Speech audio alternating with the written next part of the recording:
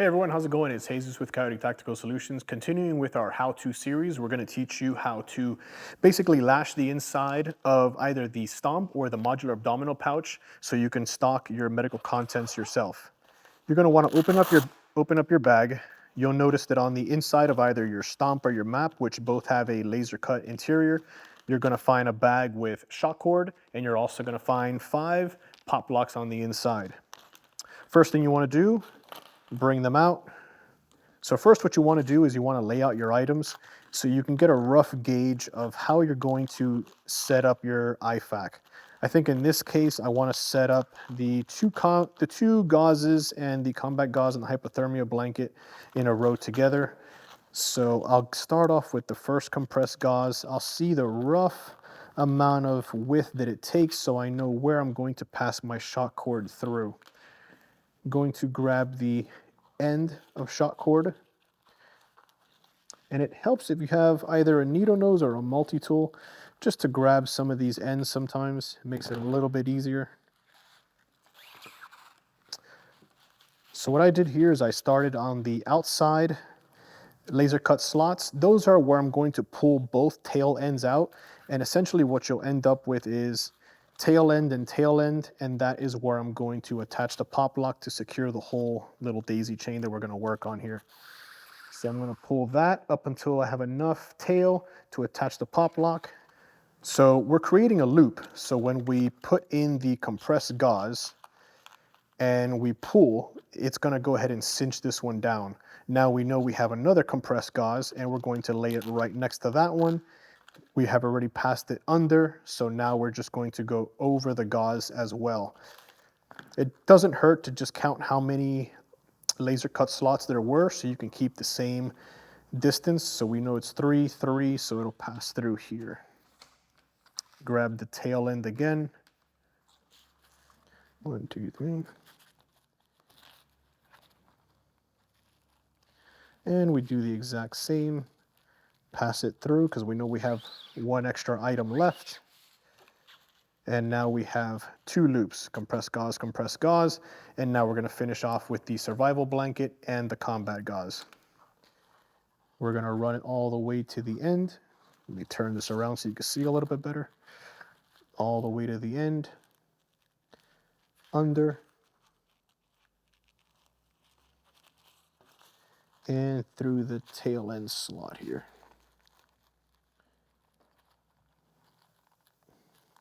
It's a little difficult, so I definitely recommend having either a needle nose plier or having a multi-tool. It makes your life much easier. Okay, so now we got 3 loops. Now we're going to backtrack. So we have 2 and we end up with a tail end on the other side.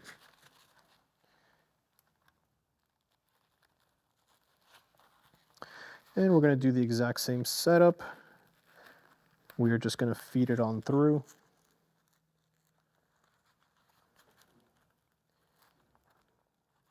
If it feels like playing nice.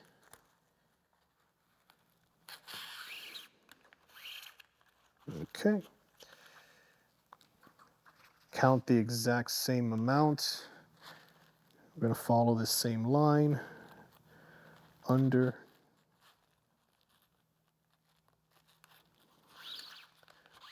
Pull it through. Okay. Same over here.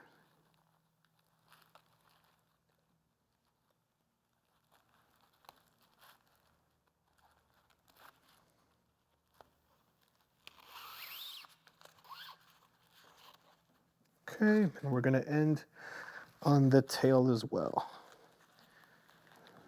These tail sections are always a little bit tighter, but we'll make do. I'm going to turn it a little bit, try and get it out through there, and there it is. Okay. We're going to now lay in the items, because what we want to do now is we want to create tension so we can see how much shock cord we're going to have left so we can use it for the rest of the pouch. So for me, usually I just fold the combat gauze, extra material, fold it back onto itself so I get a much nicer square. Feed this one on in. And I'm going to now tighten the middle loops so it cinches down the combat gauze. I'm going to put the hypothermia blanket behind it, since that'll probably be one of the lesser used items. And there it is. Okay. And now cinch. Slide in the combat gauze. I'm sorry, the compressed gauze. We're going to tighten, tighten. Do the exact same on this end with the other compressed gauze. Okay.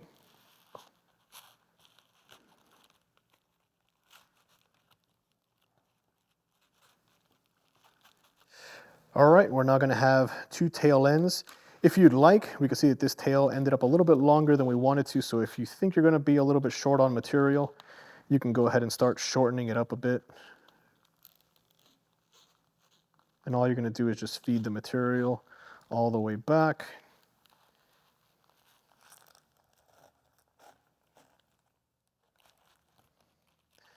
And now back to the other tail end. All right. So now we're going to cut them at the same length.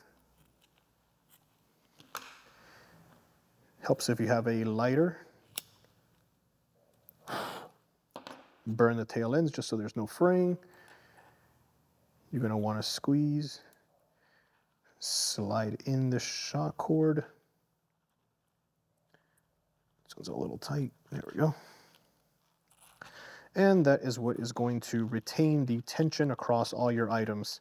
You can now roll back in the edges, give it a nice clean look. And you'll see that there's a laser cut opening here. This is usually a good spot where I like to put large flat items, such as the burn dressing.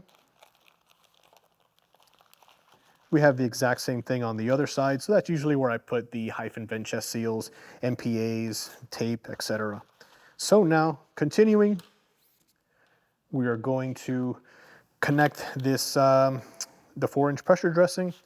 We can either lay it out this way, or we can lay it out this way. It really all depends on how the end user wants to have it. So let's pretend that we're gonna lay it this way sideways, and let's say they're going to have 2 of the gloves side by side.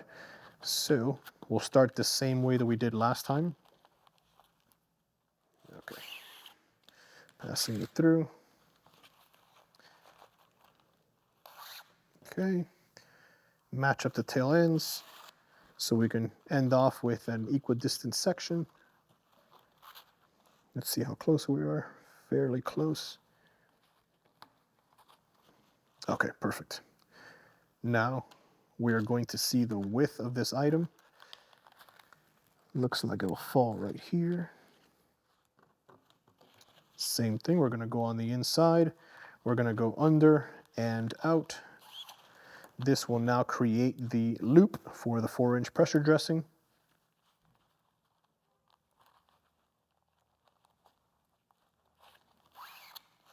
Okay. And if you notice, this will now slide under, and this tension is going to be retained here. I think what I want to do to retain these smaller items, since it looks like the distance is going to be a little bit wide, most likely what I'm going to do is I'm going to go in through the same spot, but I'm going to exit through this middle hole.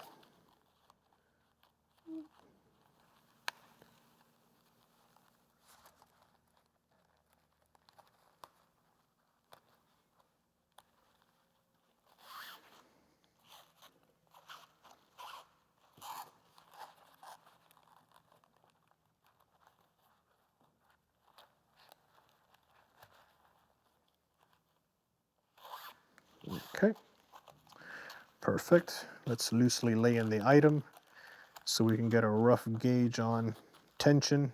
Perfect. Let's lay the gloves here.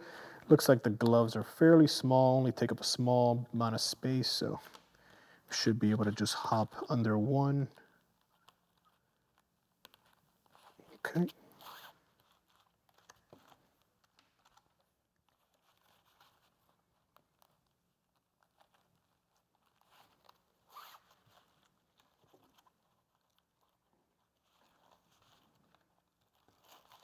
Okay, so be for one of your gloves. There we go. And we're going to do the exact same for the last glove. We did here one, okay.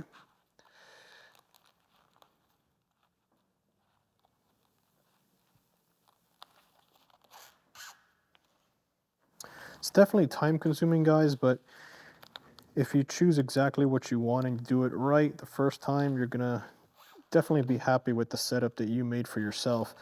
We can pre-sew this in like we used to back in the days, but it doesn't allow you any customization for you to set up exactly the contents that you have.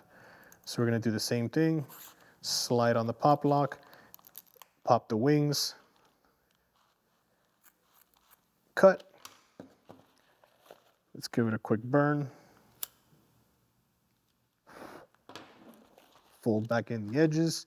We're going to now get in the hyphen vent chest seals, tape, NPA, nicely form the edges, and now we can seal the pouch.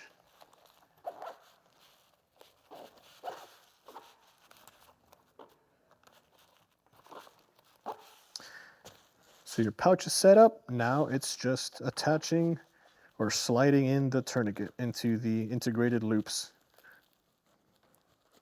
Slide them on in. And that is your stomp fully stocked.